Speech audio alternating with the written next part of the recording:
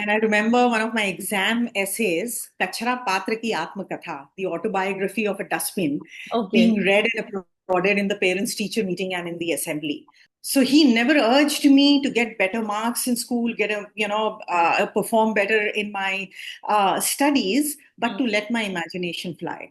If you have to connect children with nature and wildlife, Yeah. it cannot be through preaching and teaching. It has to be through stories and through experiences. Every child in every culture Yeah. knows the ache of losing and the hope of saving. And Right. I think that is what made the book so universally resonant with children. I believe that we do not have to save nature. The Mm. nature is saving us. But for how long? It depends on our collective actions as a species. What gives me true satisfaction, honestly, Sangeeta, is doing better than what I have done before, is writing better than what I have done before. The wild is concerned, well, it is not just a part of my writings, it is a part of who I am. So it will always reflect in whatever I do in my short stint on Earth.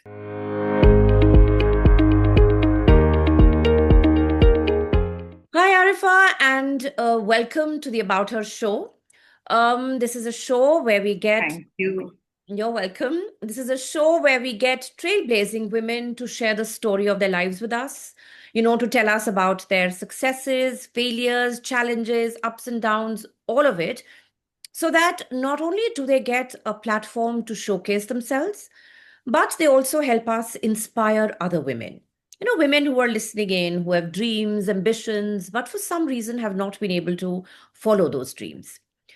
And then, Right. along with women, we also get men on the show, men who champion such trailblazing women because we believe that for a truly gender inclusive world, men and women need to be allies in this journey. Now, when I was Absolutely.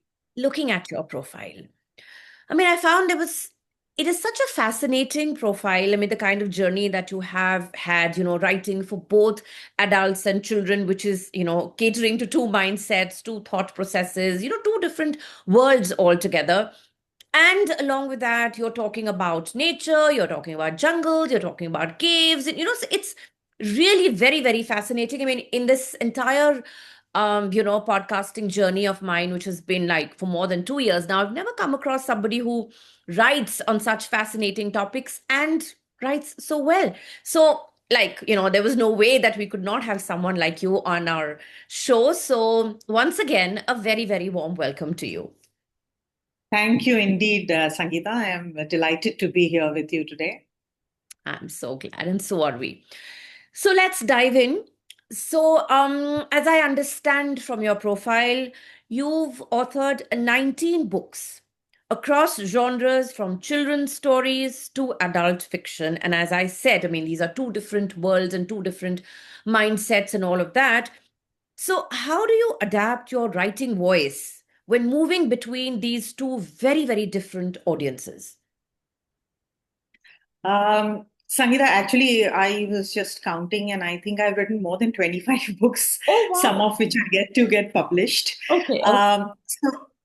When I grew up, we had an unlimited supply of books at home. We had a library at home, Okay. and someone or the other would keep on bringing new books. I remember reading Anna Karenina by Leo Tolstoy when I was a teenager. Wow. And at that time, I had wondered, it had completely stumped me how a man had got so deeply into the psyche of a woman. Hmm. Hmm. So I really believe that, authors, writers who write should be able to write anything for any audience. And there are, of course, many authors who stick to one genre, but Hmm. then you get many other authors who transcend these boundaries. For instance, J.K. Rowling. Yeah. We know her for her fantasy novels, then she went ahead and wrote this amazing detective series. Yeah. You Yeah. have an author like Stephen King, who has written mostly horror novels. We know him for that, Hmm. but he has written some amazing novels like The Last Mile and The Shawshank Redemption. Right. So, what happens with me personally is that I become what I write. So, one day I would be a runny nosed boy running down the streets of a village in Rajasthan. The Mhm. other day, I will be an untouchable woman carrying a basket of crap on my head. Hmm. And yet another day, I can be a termite digging into your study table. Okay. So, this is what helps me to, kind of shift seamlessly between genres and between audiences. Wow, that's actually truly fascinating and so incredible that yes, so to say, you get into the skin of the character, whoever, whatever it may be, and then take on from there, which I think is the way it should be. And so I guess when you come with that sort of mindset, then switching or navigating between these two different or many different kinds of audiences would not be that difficult, right? If you have that mindset. All right. So tell me, Arifa, one of your books, The Witch on the Peepul Tree, was super shortlisted for the Asian Prize for Fiction 2023, making it the only entry in the Asian trio. Now, my question is that what inspired this story and how did it feel to represent India at that level? Well, this is again a COVID novel. Hmm.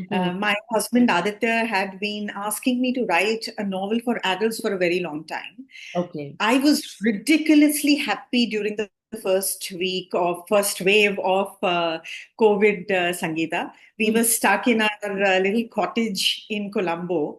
Okay. As you can see at the back, you see a lot of greenery here. Yes, So okay. this house is right by a small lake, and the garden kind of ends in the lake. Hmm. And we have a lot of wild visitors at home. Oh. Sometime we would have a porcupine in the garage.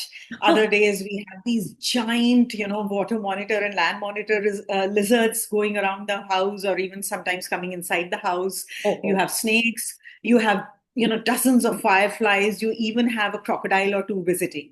So Okay. I was really happy with the house arrest, Yeah. and with Aditya working in the garden sometime, or trying to dig a pit for recycling compost and things like that. Uh-huh. And I would be transported to the 1950 Udaipur, where the novel is based. Uh-huh. Uh, and I thoroughly enjoyed writing the novel during COVID. Hmm. So it is, of course, inspired from my grandmother and grandfather, Yeah. who were true social change makers of that time. Hmm. My grandfather, he had the monopoly of arms and ammunition business in pre-independence Rajasthan, in the southern Rajasthan, Mewar, Hmm. with his 98 franchisee shops of AK Tehsin and Sons all over. Hmm. He's one of the earliest big game hunters turned conservationist of India. Okay. He was a contemporary of Jim Corbett Oh. at that time. Hmm. And after independence, he also served as the acting mayor of Udaipur. And he did a lot of work for tribal upliftment. Okay. And my grandmother, my Dadi Jan, Hmm. she was a disabled person. She didn't have a leg. Okay. But she was one of the initiators of women's education movement in southern Rajasthan. Hmm. She was the vice president of All India Women's Conference Rajasthan chapter, Okay. of which Maharani Gayatri Devi was the president. Okay. And at that time, we would, have people come and throw stones at our old Haveli, for educating the girl folks. Hmm. Hmm. So I was quite inspired from their journey, and I also fed a lot on the historical memory of her family to Okay. recreate that era. Uh-huh. I wanted to write something firmly entrenched in the Indian social milieu. So Hmm. when you look at the Indian culture, it Yeah. has not greatly changed from that era to this one. The beliefs, if you look at, Right. Right. and our tehzeeb, our culture, Yeah. though it may seem quite disparate, it Hmm. is highly syncretic at the same time. Correct. And it is so complex that it can only be simplified through a story. Hmm. And that is what I tried to do through The Witch in the Peepul Tree, which is a murder mystery. And I didn't want to write a very tedious literary novel. And that is why I wrote it with the trappings of a murder mystery, Okay. which is spread over only one day of Makar Sankranti in 1950. Hmm. Hmm. And as far as the award is concerned, of course, it is quite an honor to Yeah. be the only entry from India Hmm. in Hmm. the Asian trio. What gives me more pleasure is the fact that the three people in the super shortlist are all women, and Wow. most of the protagonists, yeah, and most of the protagonists in all the three books are women. And the other two books are also fantastic. Hmm. The other one is Brotherless Night by V.V. Ganeshananthan, and The Woman Who Climbed Trees by Smriti Ramendra. Okay. So the three of us, the three authors, are celebrating our identities as women of Asia, Right. while at the same time being acutely aware of our parched throats Hmm. and the long journeys to the well that knows no distinction. Yes, that actually. And I mean, like the fact that's three women, well, I think that speaks for itself. I mean, where women can go and what they can do if they get the opportunity and if they kind of, make use of the opportunity that they get. So you have exemplified that. So tell me, when you write something like fantasy, it often requires building worlds and from scratch because it's not something that's really, existing in this world. So how did you approach such kind of a world building in your book Iora and the Quest of Five, and what were your biggest creative challenges? I began writing when I was in school, Sangeeta. Okay. So my father always used to encourage me, and I had started contributing features for the Times of India when I was going to school. Okay. And I remember one of my exam essays, Kachra Patra Ki Atma Katha, the autobiography of a dustbin, Okay. being read and applauded in the parents teacher meeting and in the assembly. So Lovely. that also kind of gave me a lot of encouragement to write. I'm And I sure. have been a storyteller since my childhood. Hmm. After I got married, after I got hitched, my husband Aditya, he pestered me to take my writing more seriously. And Okay. all livid at his insistence, I started writing my first novel, which is Iora and the Quest of Five, which Hmm. is a fantasy novel based in a rainforest. And I didn't have a laptop then. I didn't even have a desktop. So Hmm. what I would do is I would take a few rough pages from Aditya's office and Okay. I would scribble the novel on that. Hmm. And I finished writing the novel in 3 months. Wow. And of course, after that, I really discovered my true love for writing, and I didn't want to do anything else but write. Hmm. Um, so the problem, the challenge, the real challenge that I faced while writing, in fact, I wrote 6 novels in the series, Ira series, and the biggest challenge was how to create less because I would get so Okay. engrossed while writing. I would become Iora living in a hidden rainforest civilization, Hmm. and I would keep discovering new worlds within that hidden rainforest Wow. civilization Wow. and in the rainforest. Okay. So that was the real challenge for me. And at some point of time, I actually decided to concentrate more on the storytelling rather than world building. All right, all right. So this is actually, I mean, very interesting that how to contain yourself, like your imagination, I mean, desire to write more. And of course, I mean, all of it that goes. I mean, I'm sure there are people out there who struggle to get some, like pages written or words written. And here you are. I mean, just don't know where to stop. So that actually is fascinating. So tell me something. We're talking about your father. So, growing up with your father, who was the renowned naturalist Dr. Raza Tehsin, that must have been quite an incredible experience, I'm sure. So, how did those childhood explorations of caves, forests, and snakes shape your storytelling lens? Well, it was quite an incredible childhood. Hmm. And I came to know it was incredible only when I was a grown up. Because Okay. for me, that was the only kind of childhood that I had known. That was Hmm. the only kind of upbringing I got. Yeah. But when I heard it from other people, how amazing it was, Hmm. that was the time when perhaps it kind of sunk in. And I realized, that I had an extraordinary childhood. More than, of course, the exposure to the forests and my interaction with wild animals, Yeah. what really helped me in writing Sangeeta is this advice that my father used to give me when I was growing up. That he used to tell me how the single biggest factor Yeah. in the progression of humans as a species Hmm. and in the growth of our civilizations Yeah. has been imagination. So he never urged me to get better marks in school, get perform better in my studies, but Mm. to let my imagination fly. And that really helped me with my writing. And when I started writing, of course, the setting came naturally to me. It Yeah. had to be about forests, which are my second home, and about animals, which are my extended family. Yeah. Yeah, but actually, so, once again, I mean, as we all understand, our childhood does have a very integral role to play in our lives. Like you said, at that point, we don't realize what we have because it's very, very normal for us. That's the only world we know. So we feel like, everybody else also must be living like that. But of course, that's not true. And it's only later in life that you realize what you had. So, yeah, that makes a lot of sense. So tell me, Arifa, as I understand, you've served as the honorary wildlife warden of Udaipur. Now, in your view, how can literature and especially children's books help foster a deeper respect for nature and wildlife conservation? Well, Sangeeta, the author Arthur Louvre had said Hmm. that today's children are suffering from nature deficit disorder. Okay. Alienated from daily interaction with nature, they Yeah. are growing with a complete lack of understanding of the natural world, Right. which hampers an all-inclusive growth. So Right. again, I will tell you what my father told me when I started writing. Hmm. He said that if you have to connect children with nature and wildlife, Yeah. it cannot be through preaching and teaching. It has to be through stories and through experiences. So Okay. that is what I've tried to do with my books around wildlife, especially. Hmm. And that is what I, in fact, tried to do with my latest book, The Great Indian Safari. And this has been, very amazingly illustrated by Mohit Suneja. And Okay. I wanted to introduce the children of India, Hmm. to various national parks and forests and wildernesses of India.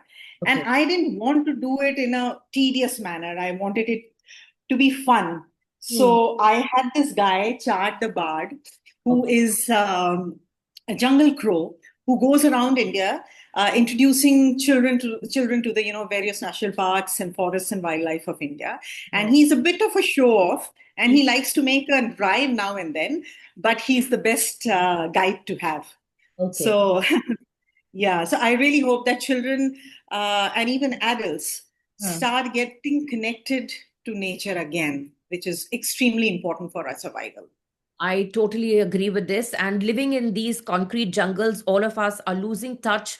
It's only, that sometimes we go somewhere, but then it's not like a regular part of our lives. So, I mean, as adults, we do know, but children who've not seen it, obviously, they will see this as the world and have no clue about, what is nature and what is it to be, with nature. And I'm sure your books, they will expose them. And I just hope that more and more parents expose their children to more and more books and books like, such as yours.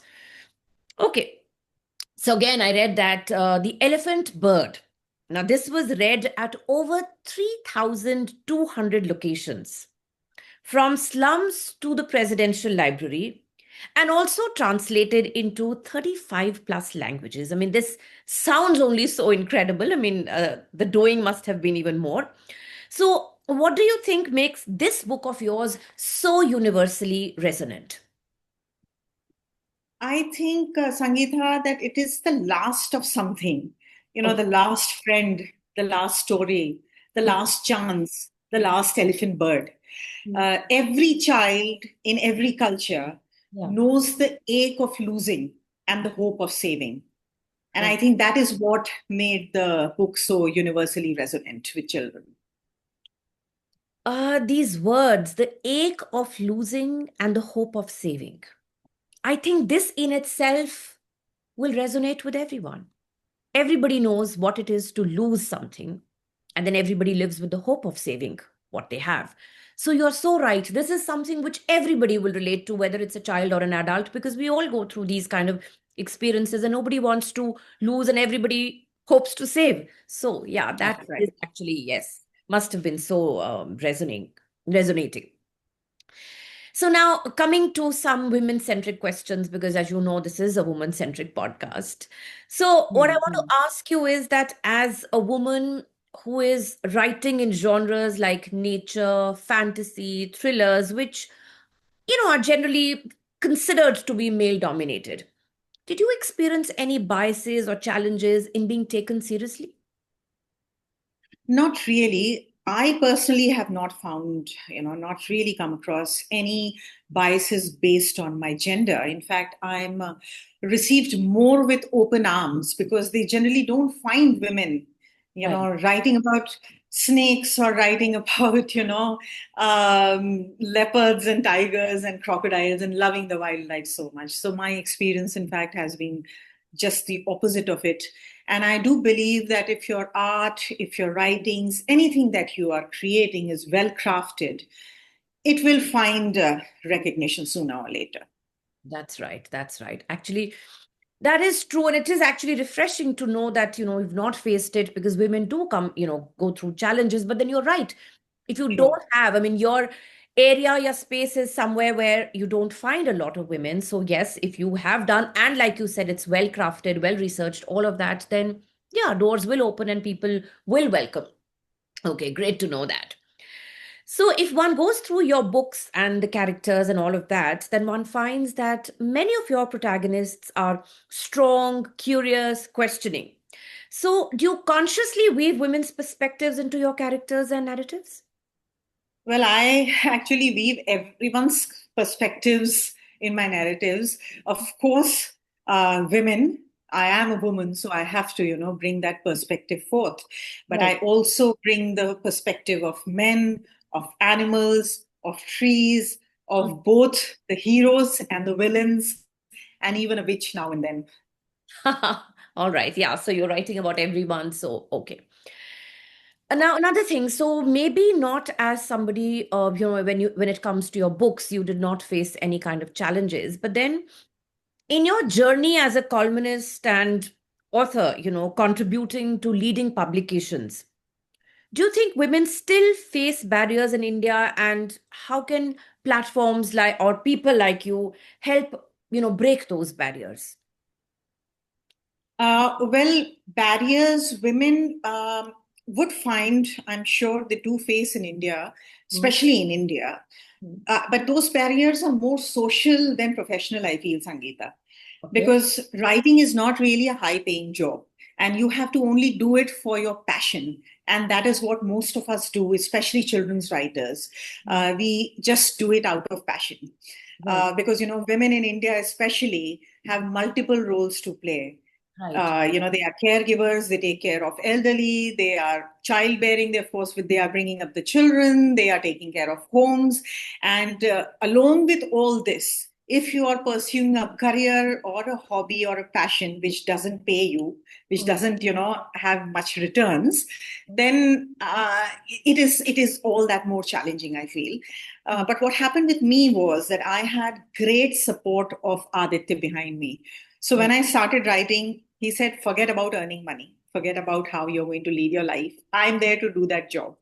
And I really wish that every woman in India who wants to become a writer has this kind of support that I had. I think that's very important, because if you have the right kind of support, then you can follow your dreams, you can do what you want. But of course, a lot of people don't have that. Anyways, I think that is the key.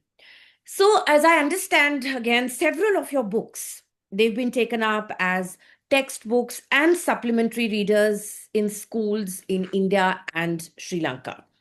So, what responsibility do you feel when writing stories that could shape your readers' worldviews? Well, I feel compelled, Sangeeta, to pass on to children what I learned as a child. Okay. That we might put fences between us and the forest, us and the wild animals, but we have all evolved together for millions of years. Absolutely. And we all collectively make our ecologies, form our ecologies. The destruction of one is going to lead to the destruction of the other. And I believe that we do not have to save nature. The Mhm. nature is saving us. But for how long? it depends on our collective actions as a species. Right. And I remember this interview that I was watching once on BBC of the NASA chief. And what he said resonated quite deeply with me. He said, and these are not his exact words, but I'm just telling you the essence of it. He said that when you are out there in the space, you do not see the political or the regional or the racial divide. Yeah. What you see is Earth as a shared planet. What Right. you see is the destruction of the upper Amazon, the destruction of nature, Right. and that changes your perspective. So true, because you're looking at Earth as a whole and not on the basis of the various divisions, countries, or whatever. So that I think is something that we all need to understand, because I think most of the times we are, very inward looking. We're only looking at what matters to us, our neighborhood, our country, what is around us. But we're all part of a bigger theme, the earth, which belongs to all of us. So that kind of a holistic and a more broader point of view, I think, is something that needs to be, impressed upon the children, and they need to know that this is what the world is all about. It's just not you and your family and neighborhood. All right, interesting. That's right. So as a writer, you've like tasted success, at various forums in terms of awards and recognition and all of that. So tell me, what does success as a writer mean to you? I mean, is it about awards? Is it about readership? Is it about impact? And has your definition with respect to this evolved or changed over time? Well, yes and no, Mm. because of course, readership and impact will always matter for any creator, any author. Mm. And awards, of course, give you sort of validation. They are an acknowledgement of the small ripple that you are in the vastness of things. But Correct. as the years have went by and passed by, I do think that what gives me true satisfaction, honestly, Sangeeta, is doing better than what I have done before, is writing better than what I have done before. If I'm able to achieve that, then I feel that I have succeeded. Correct. Yes, you're right. Readership and impact are important, but then you constantly, I think, as an individual, even I do it, you look at yourself today and compare yourself to what you were maybe 2 years ago, 5 years ago, and see how much distance you've traveled, how better you've become as a person, maybe in terms of, just your personality or in the work you do. So, yeah, I think that is very, very important.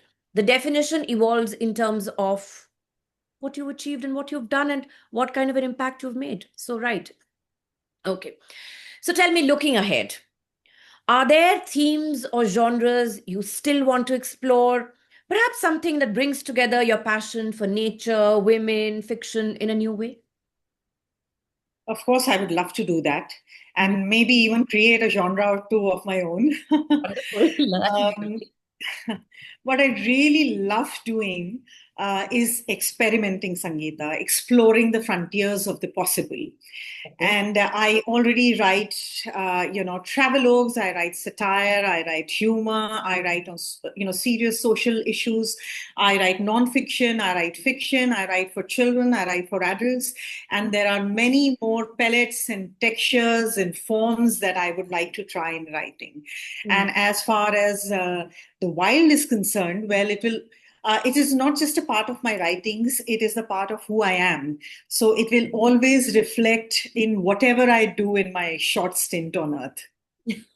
All right. All the best to you. So, Arifa, while we've come to the end of the conversation, we do have the rapid fire round, which is 5 quick questions, 5 quick answers. So, the first one, jungle or city life? Definitely jungles. Yes, I know. I kind of expected that. All right. Next one, the best piece of advice your father ever gave you? Well, I already told you that let your imagination fly. Yes, yes, true. So, this kind of reiterates this. Also, Sorry? yeah, and also he always told me not to fear the dark, not to fear the wild, and not to fear the animals, and always try to get to the bottom of any mysteries that I came across in my life. Wonderful, wonderful. All right. The next one. Which element of nature, earth, water, fire, air, or sky, best describes you? Water. Okay. All right. The next one. It's always flowing, it's always changing. True that. All right. The next one. Which is harder, taming a wild idea or taming a wild animal? Neither. All right. Okay. Okay. And finally, a habit that you inherited from your father. Well, to explore the jungles all on my own. I love to do that. Many Yeah. people ask me how I feel comfortable in a forest all alone at night. And I tell them that I feel, as a woman, much more comfortable in a forest alone at night than I would in a city. Well, yes, you could be right. Yes, absolutely. It's not as though cities are very comfortable.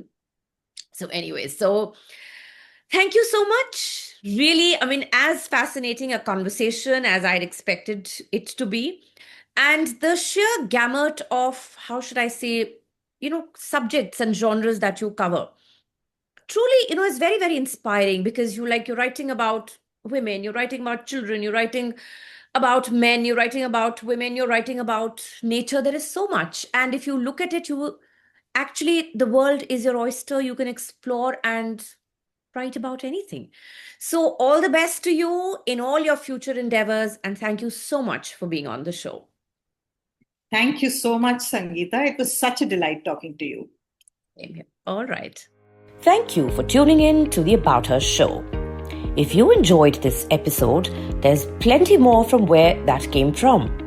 Our previous guests have shared some amazing stories, so be sure to catch up on past episodes.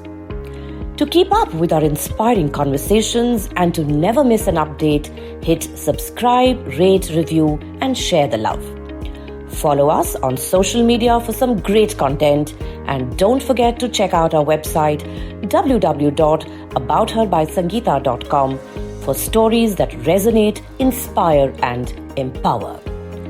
Know a remarkable woman or an inspiring man blazing a trail? We'd love to hear from you.